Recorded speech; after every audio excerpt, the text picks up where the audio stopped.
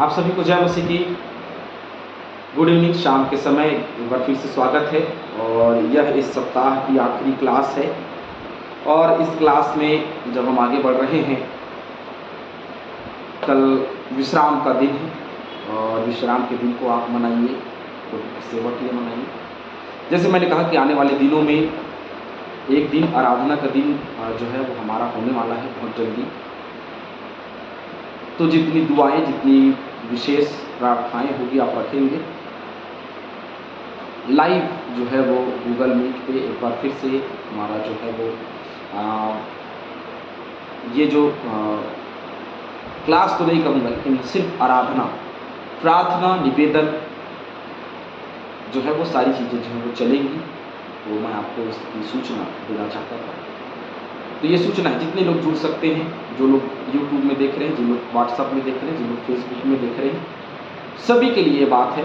जो जुड़ना चाहते हैं वो फेसबुक में भी आपको सेंड किया जाएगा उसका लिंक जो है वो, और व्हाट्सएप में भी सेंड किया जाएगा।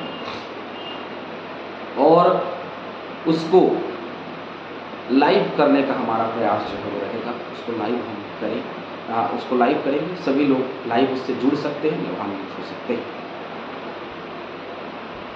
मैंने सुबह एक बात कही कि इंसान को बहुत कीमती ये जीवन मिला है और इस जीवन को आप जी भर के आप जी इसको बिताइए, है ना। और पूरी जिंदगी आनंद के साथ, उत्साह के साथ, दुख और सुख आते रहेंगे। ये धूप और छांव का खेल जिंदगी भर चलता रहेगा। लेकिन कभी भी जब हमको परमेश्वर ने बनाया है तो उसी पर गर्व करें, उसी पर आनंद करें कि परमेश्वर ने हमको मानव जीवन दिया, अपने स्वरूप, अपने समानता में बनाया। तुम्हारा हृदय, हमारा मन, हमारा दिमाग, सब कुछ परमेश्वर के लिए धन्यवाद दें, परमेश्वर के धन्यवाद करें। चैनल को लाइक करें, सब्सक्राइब करें, दूसरों को शेयर करें। एक बार फिर से हम अपनी क्लास में आगे बढ़ रहे हैं। एक बार फिर से उसी सूचना को मैं दोहराना चाहूँगा कि बहुत जल्द ही, ईस्टर के बाद बहुत जल्द ही ऑनलाइन, है ना, लाइव हमारा जो मीटिंग है वो लगाया जाएगा और कोशिश किया जाएगा कि चर्च की आराधना को भी हम लाइव कर सकें। बहुत जल्दी ये काम जो है वो आप लोगों के सामने किया जाए। चलिए क्लास में आगे बढ़ते हैं। प्रेरितों के काम 8वां अध्याय और उसका वचन 4। जो तितर बितर हुए, देखिए, क्योंकि शाऊल नामक एक व्यक्ति है जिसने कलीसिया में बहुत उपद्रव किया, बहुत लोगों को सताया, और सताने के साथ ही साथ में ये हुआ कि लोग जो हैं, अब देखिए सताव आता है तो लोग क्या भागने लगते हैं, तो ये लोग तितर बितर हो गए। लेकिन अब ये क्या लग रहा था इन लोगों को कि हमने उनको तितर बितर कर दिया है ना। लेकिन तितर बितर करने से सारी चीजें खत्म नहीं हो जाती।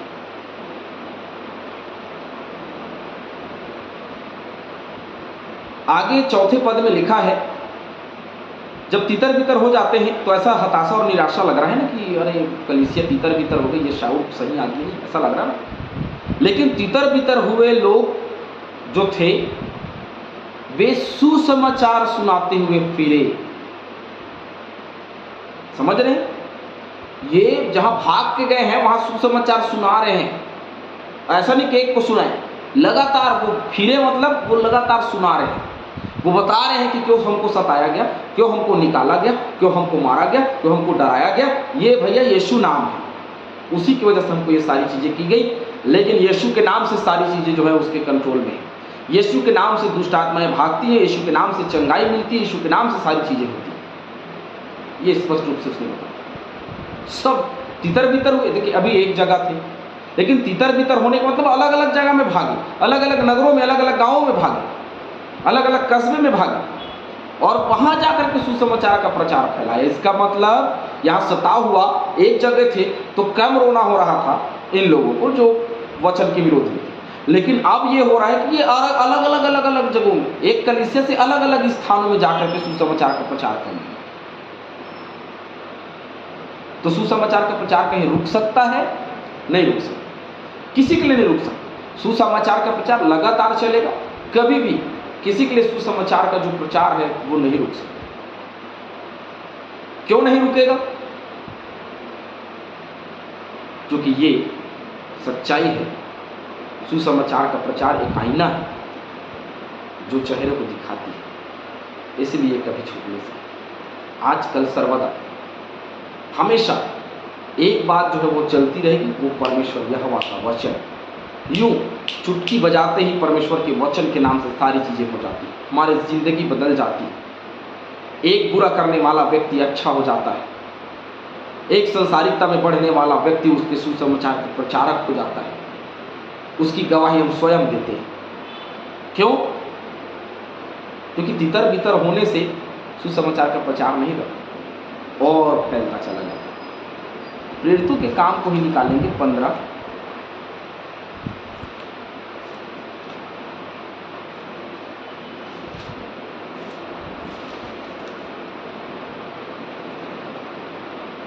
का 35 मेरे साथ में निकाल लेंगे।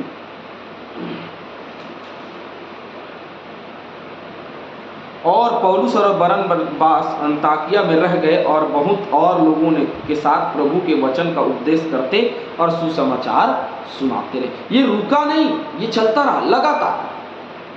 ये कभी रुकने वाला नहीं है, वचन कभी रुकता नहीं, ये चलने वाला है, लगातार चलता रहा, इसलिए हम तक पहुंचा और आज हम सुसमाचार के प्रचार को सुना या हमारे बाप दादों ने सुना और आज हमने अपने जीवन को मसीह यीशु को दिया। अब एक नाम आ रहा है, और फिलिपुस समरिया नगर में जाकर लोगों में मसीह का प्रचार करने लगा। कौन? फिलिपुस समरिया नगर में, समरिया नगर है, वहां जाकर के मसीह यीशु का ना, मसीह का सुसमाचार जो है वो प्रचार करने लगा। प्रेरितों के काम 6 का 5 मेरे साथ निकालेंगे। भैया कौन फिलिपुस है उसको भी तो देख ले, है ना। 6 प्रेरितों 6 का 5। यह बात सारी मंडली को अच्छी लगी और उन्होंने स्तिफनुस नाम एक पुरुष को जो विश्वास और पवित्र आत्मा से परिपूर्ण था, और फिलिपुस और प्रखुरुस और निकानोर और तिमोन और परमिनास और अंताकिया निकुलाउस को जो यहूदी मत में आ गया था चुन लिया और इन्हें प्रेरितों के सामने खड़ा किया और उन्होंने प्रार्थना करके उन पर हाथ रखे।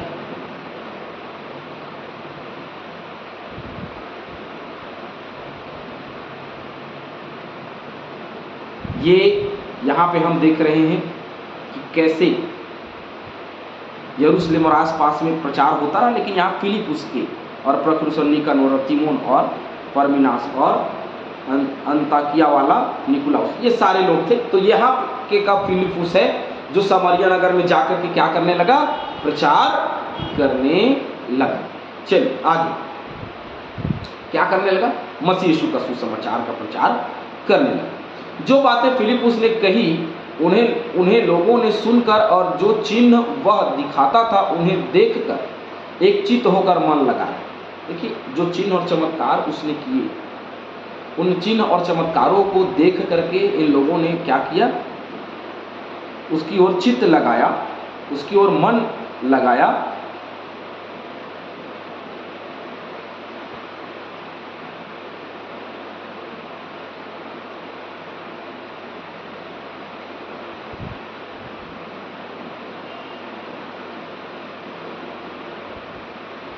तो यहाँ पे बातें जो है स्पष्ट रूप से सामने आती हैं कि ये फिलिपुस जो है वो यीशु मसीह के सुसमाचार का प्रचार कर रहा था, तब बहुत सारे लोगों ने चित्त लगाया, मन लगाया।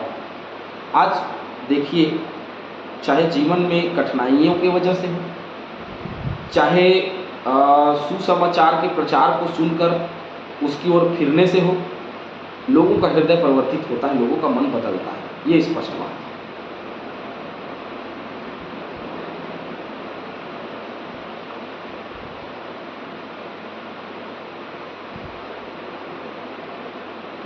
और ये हमेशा बदलता रहेगा, है ना, ये बात भी तय है। लेकिन यहाँ पे जो बात लिखा है, एक चित्त होकर मन लगाया। एक चित्त होकर मन लगाने का मतलब समझते हैं? एक चित्त होकर मन लगाने का मतलब क्या होता है? देखते हैं। एक चित होकर मन लगाने का मतलब होता है किसी एक बात पर सारे लोग की सहमति और उसके साथ में सहमति के साथ में उसको अपने जीवन में धारण रखें। तो सहमति भी दी उस वचन को, और सहमति के साथ साथ उन लोगों ने उस पर मन भी लगाया कि नहीं, सही में ये बात सत्य है। फिलिप्पुस ने प्रचार किया, बहुत अच्छी बात।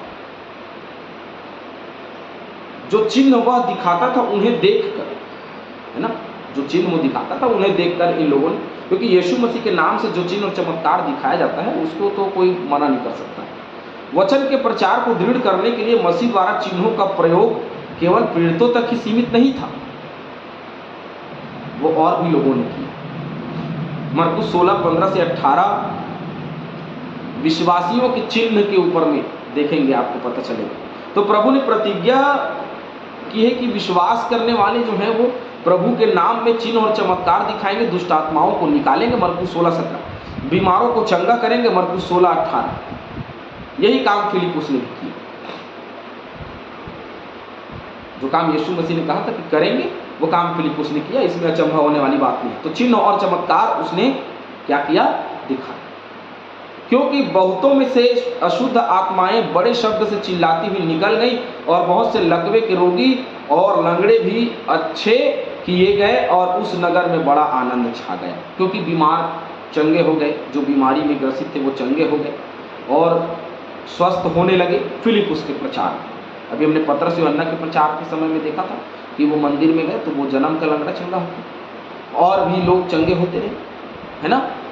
और उसके बाद में हम यहाँ देख रहे हैं कि फिलिप्पुस ने प्रचार किया, और फिलिप्पुस के प्रचार करने के बाद जो चिन्ह और चमत्कार वो दिखाया करता था उसमें क्या थे, अशुद्ध आत्माएं जो है वो निकल जाया करती थी, लकवे के रोगी ठीक हो जाते थे, क्योंकि लकवे के रोगी उस समय ठीक नहीं होते थे, और भी लंगड़े लूले जो भी थे वो सब ठीक हुआ जाया करते थे। और जितने वहाँ थे समरिया नगर में, सबकी परेशानी दूर की गई। जो परेशानी में थे, जिन्होंने विश्वास किया, उनकी परेशानी यीशु के नाम से दूर की गई, और उस नगर में बड़ा आनंद छा गया कि यहोवा का जो प्रकाश है वो समरिया में दिखाई दिया, और बड़े आनंद का सुसमाचार उनको मिला कि यीशु मसीह उनके लिए जी उठा। आमीन, हालेलुया। हम सब के लिए प्रभु जी उठे, और उसी के नाम से हम सब कर रहे हैं। प्रभु यहोवा आप सभी को आशीष। आमीन।